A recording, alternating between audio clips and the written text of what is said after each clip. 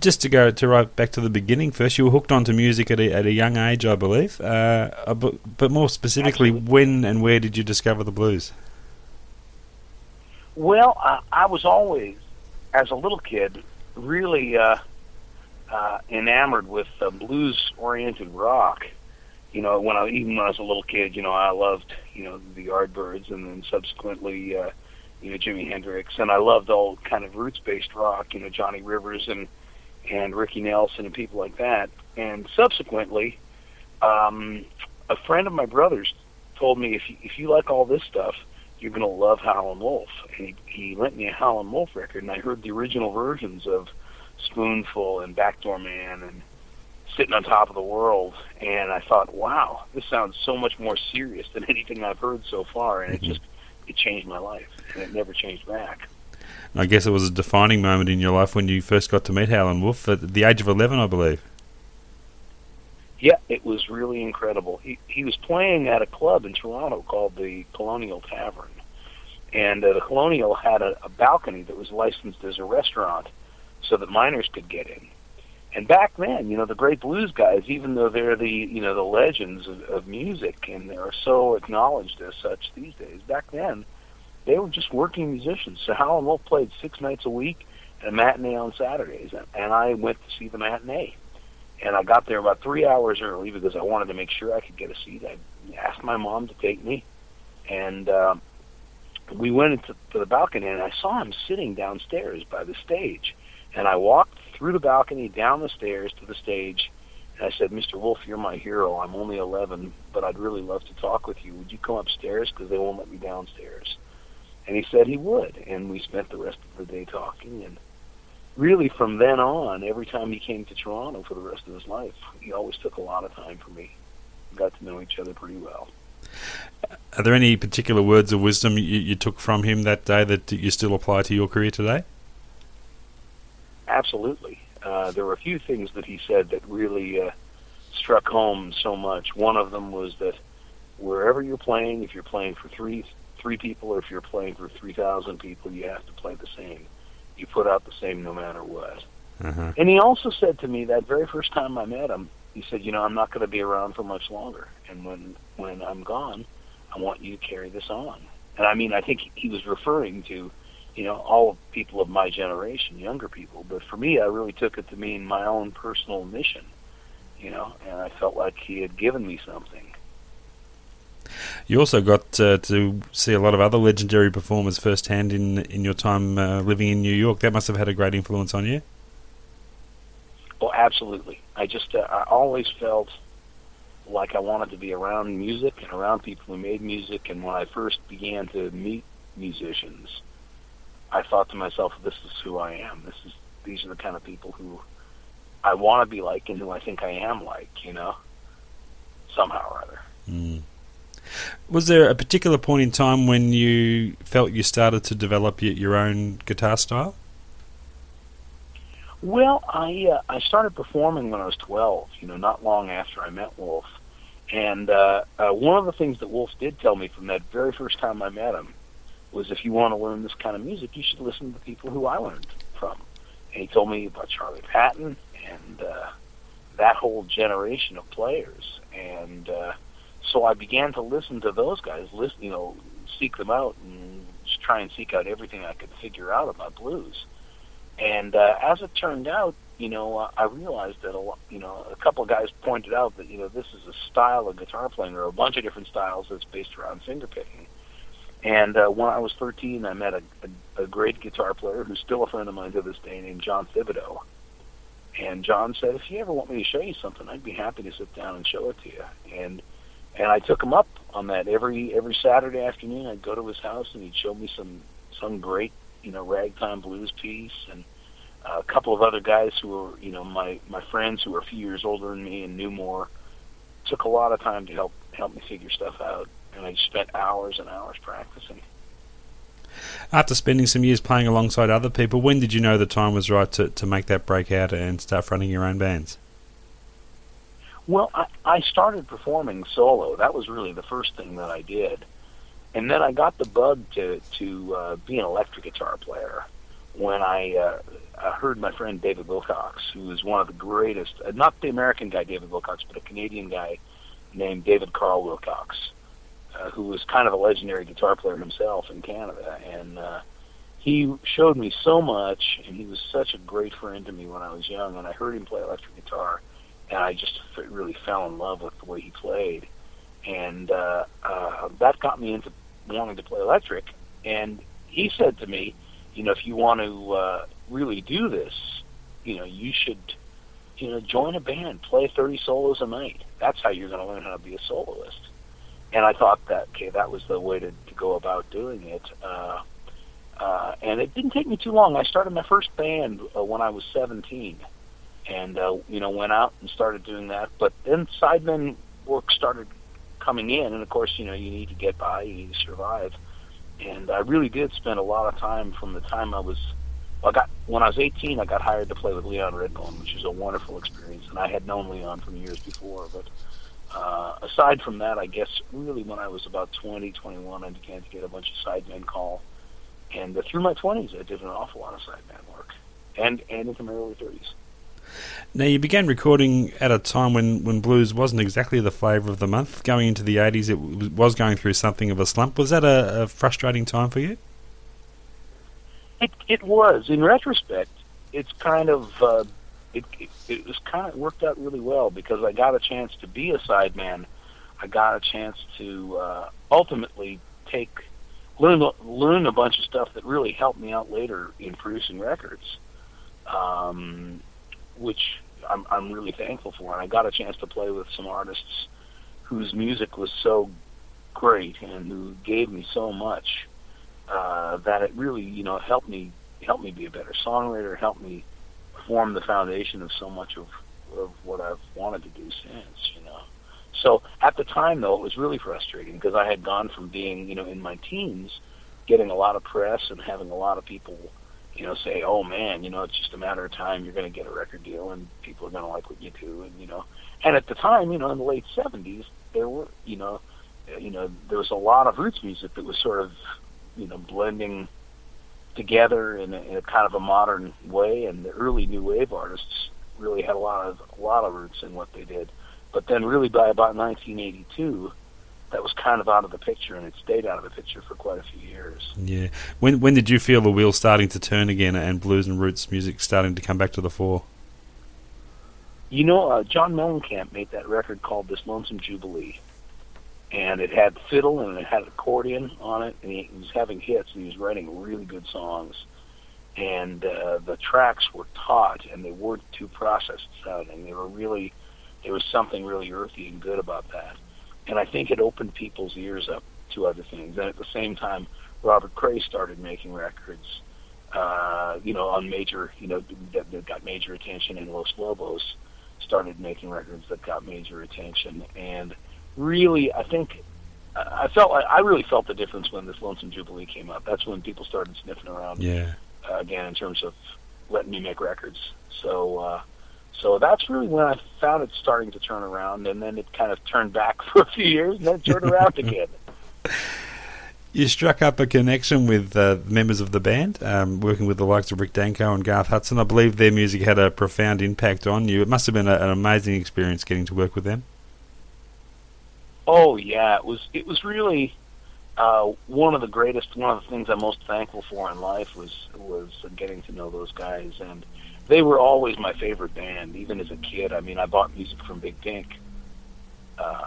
really, I think the week that it came out, because I had heard The Weight on WNEW radio when I was 8 years old. And so they had a profound influence on me from very early, and they were kind of some of the only rock and roll music that didn't go away from me at one point or other. They were kind of a consistent thing in my life. We got to open for them in 1985, and it was incredibly inspiring. It was the only time I ever got to meet Richard Manuel, actually. Mm-hmm. And Rick Danko especially was so incredibly nice to me, and so sweet and generous with his spirit.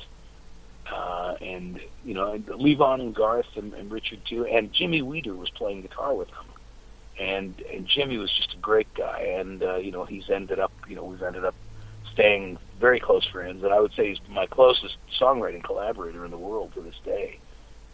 Jimmy is. And so those guys, were so great to me. A couple of years later, I ran into Rick, and he remembered me without any prompting from having met him a couple of years before. And I kind of sheepishly asked him if he would sing, if he would be interested, if he ever did sessions or anything like that. And he said, well, I don't really do sessions, but I'll always help out a friend. And he ended up singing on 5 tunes on When the Spirit Comes, on that album, like the album that I did for A&M Records. And that subsequently was released by Sony after I was already on Sony for a few years. But that led to having Garth on the record. And then a couple weeks after we did the recording, Rick calls me out of the blue and says, hey, buddy, want to do some shows? And that was it. We played a lot together for the next quite a few years. We played really frequently together. And when the band got back together, Rick asked me to write with him, and he wanted me to be a part of it. And they also bequeathed one of the greatest things ever in my life. They introduced me to a person who changed my life more than probably almost anybody else. He was my best friend. It was Richard Bell, keyboard player who played with me for 18 years. So I have a lot to be thankful for regarding those guys. You played on their Jericho album too, didn't you? Yeah. I actually worked on quite a bit of it. I ended up only on a little of it.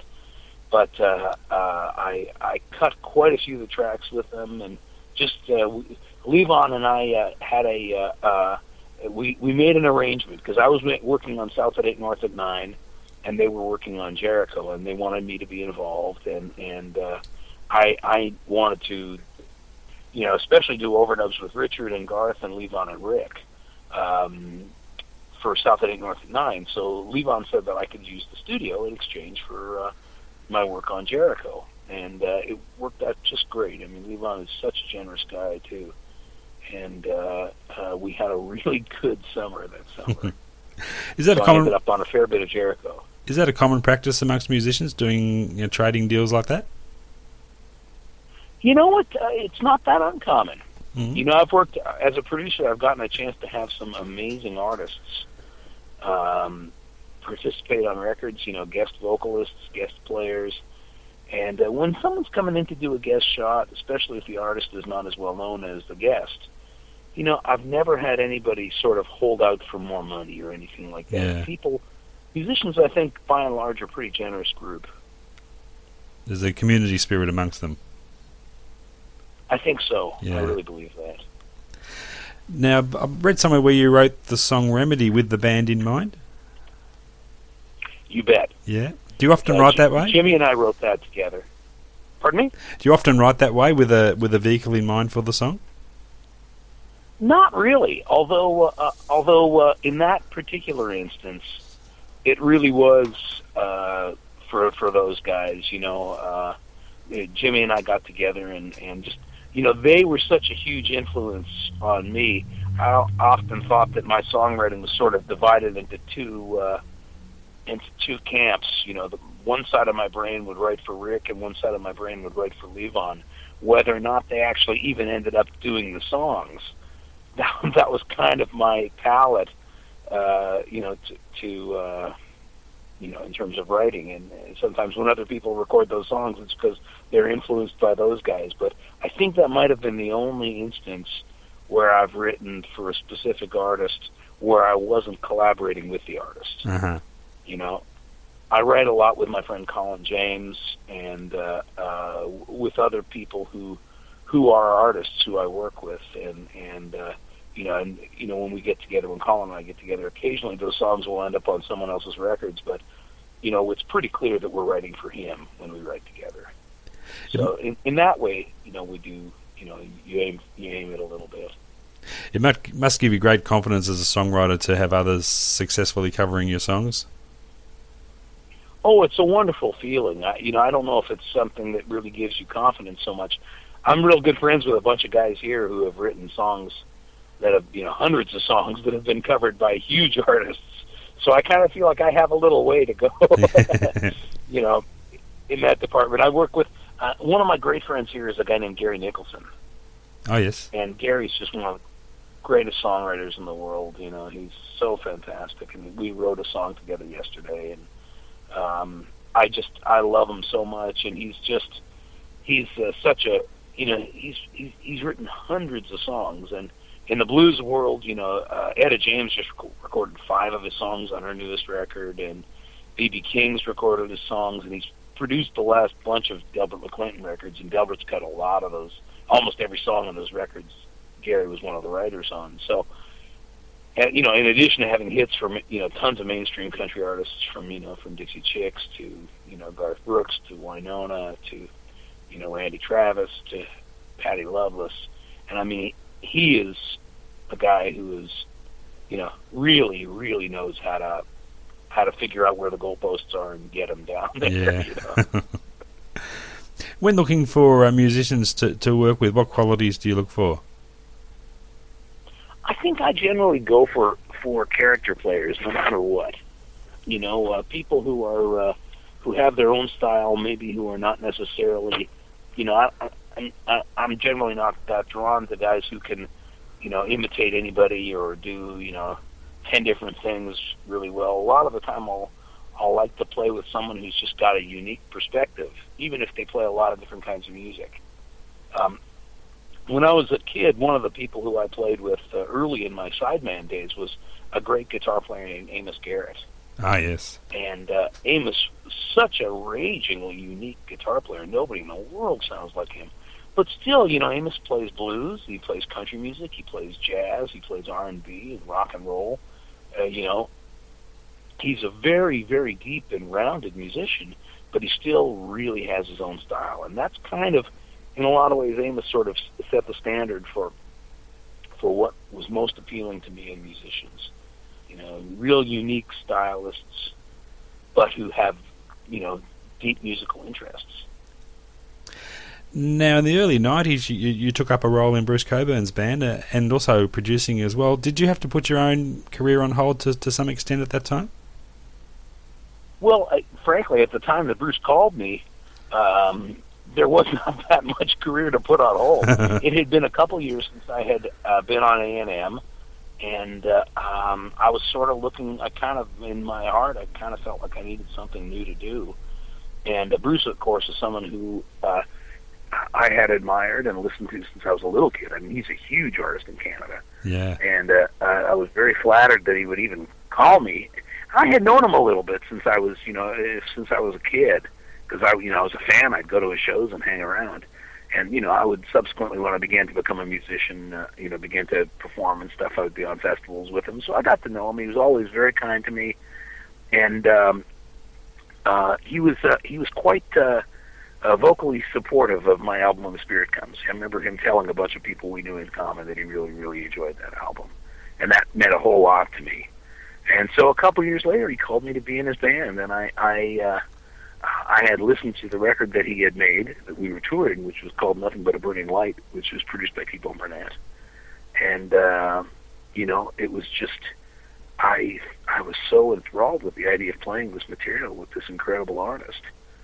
And truth be told, that, you know, people have sometimes ask you, did you ever have one event in your professional life that changed everything? And I think that, you know, aside from, you know, maybe when I met Howlin' Wolf, that event was the day Bruce called me up to ask me to play in his band. Wow. That really changed everything in terms of my career. And it actually was the impetus for the folks at Sony in Canada to really get to know what I did. And that's what led me to be an artist on Sony for 12 years. So Bruce was very, very helpful to me in so many ways. Now, I get the impression you're one that doesn't like to stand still musically. You seem to enjoy exploring a variety of styles. Do you get restless if you stay on the one thing for too long? A little bit. It's not, I don't get bored or anything like that. And I think that, you know, in some ways there's certain things that are consistent that happen. You know, if I have occasion to hear something that I did even when I was a kid, you know, to me, there's certain things that sound familiar, you know, and there's certain melodies that I'm drawn to, and there's certain sort of melodic things and sonic things and, you know, rhythmic things that have always appealed to me and that haven't gone away. But that being said, yeah, you really do feel like you want to, you want to do something new. You feel like aside from the fact that it's just you know, if you're if you're going somewhere with your music, it's going to lead you to a new place, even without really trying. Mm. And you become conscious a little bit too of just wanting to, even if I play the same theater or the same city, within a period of a year, I want to make sure that I don't do the same show again, or I want to have some new songs for the people who have wanted to come out twice. So part of it is you feel like you want to be given something new that way. But almost always, if you're going down a certain path, you're going to come to a new place. You had an involvement in the Oh Brother Where Art Thou soundtrack. How highly do you rate the role that movie played in raising the profile for roots music? Oh, that movie changed. Oh Brother Where Art Thou changed everything. I think in terms of especially real acoustic music, old timey music and bluegrass rooted music. It had a tremendous impact, and it was very fortuitous that I moved to Nashville, and I hadn't been here very long when when that soundtrack came out, and it was a wonderful. Just being involved with that was a wonderful thing for me, and I think generally speaking, it's really opened up the ears of a lot of people.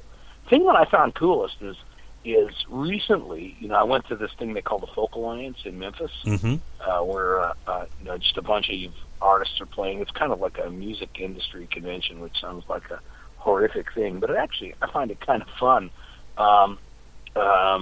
regardless of what ends up happening for your career or any of that crap. But what I found was great were there were all these young artists who were, like 18, 20, 22 years old, playing roots music and playing it well and doing interesting and daring things with it. And, I know that so many of them were first exposed to that kind of music through Oh Brother Where Art Thou. And not only were they exposed to that kind of music, but I think what T-Bone Burnett brought to that was a real sensibility that just because that music is sort of old in terms of its roots, there's nothing archaic about it at all. There's nothing dry or or intellectual about it or clinical about it. It's passionate, vital, living music. And I think that's what really has caught a lot of young people's ears. And I really think Oh Brother has had a huge, a lot of the reason of it is because Oh Brother. The subsequent Down from the Mountain concerts and tours must have been an amazing experience as well. Tell us about those.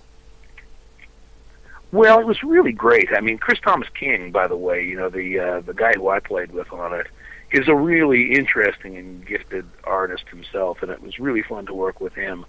Just being involved with the whole sensibility that brought that music to people was very inspiring and educational for me, too. One of the things, the first concert, the one that they made the movie from, it was long, it came out maybe we did the concert maybe 7 months, I think, before the film came out, before Oh Brother Where Art Thou came out. So nobody really knew if that was going to be, no one knew what was going to happen, that was going to be so incredibly successful.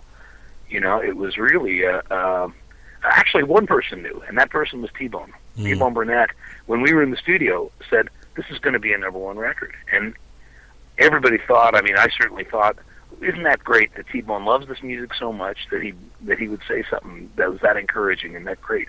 He wasn't doing that, he knew. So it was really, fantastic that his radar was so great. Doing that first concert, of course, nobody, maybe except T-Bone, knew how successful it was going to be, but everybody knew that we were involved in something really special.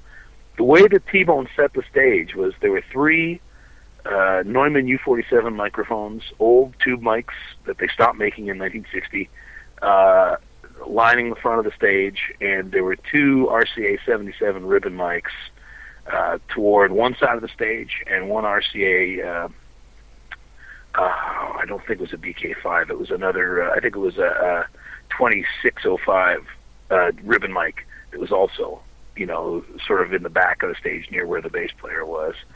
And nobody used direct boxes, nobody used monitors, nobody used amplifiers.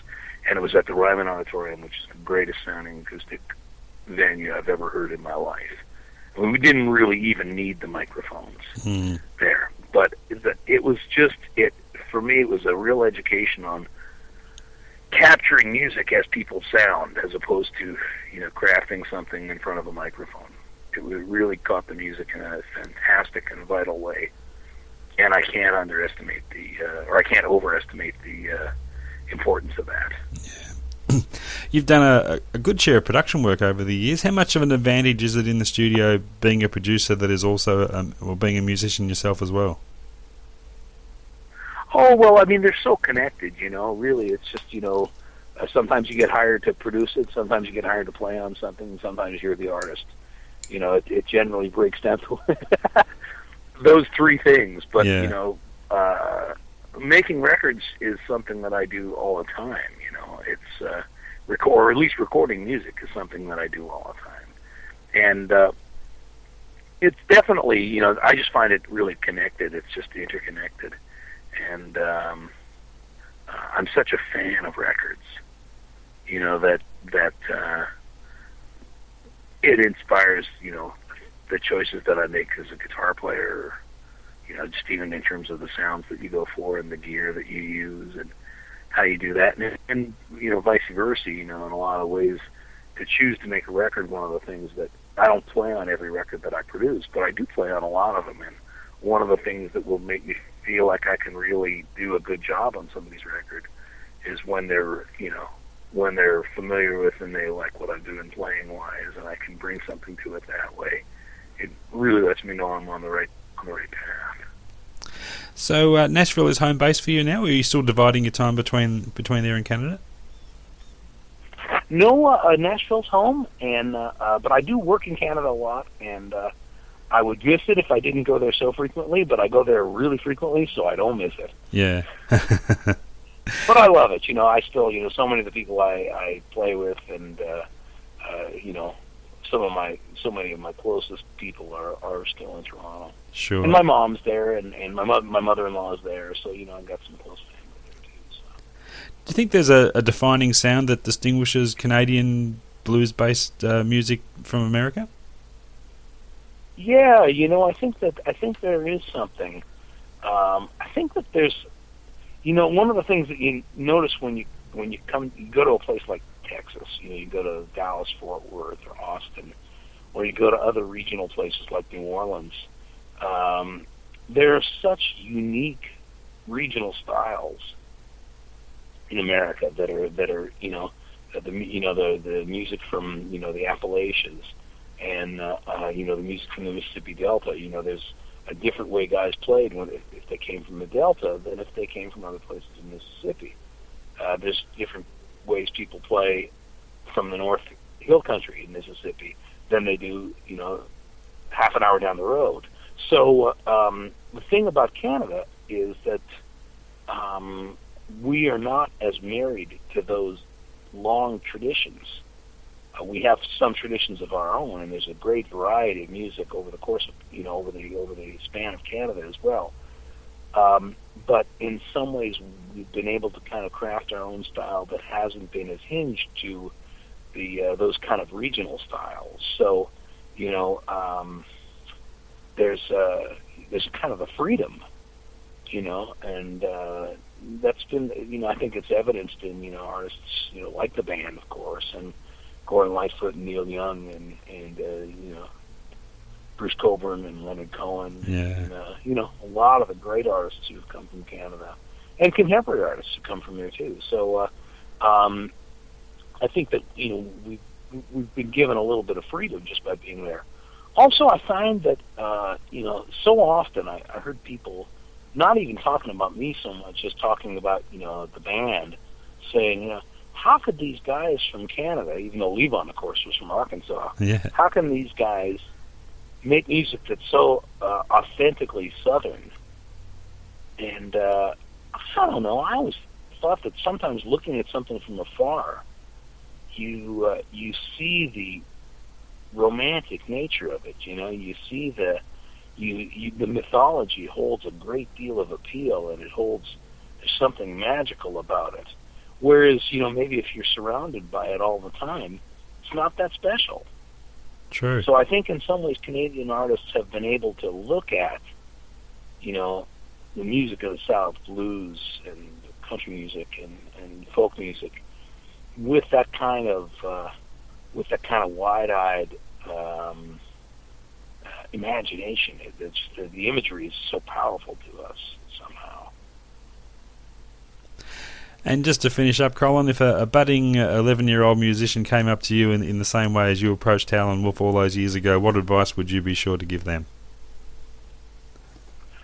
Boy, it would be hard to say, but I would do my very best to encourage them. I would just it would depend on what kind of advice they needed.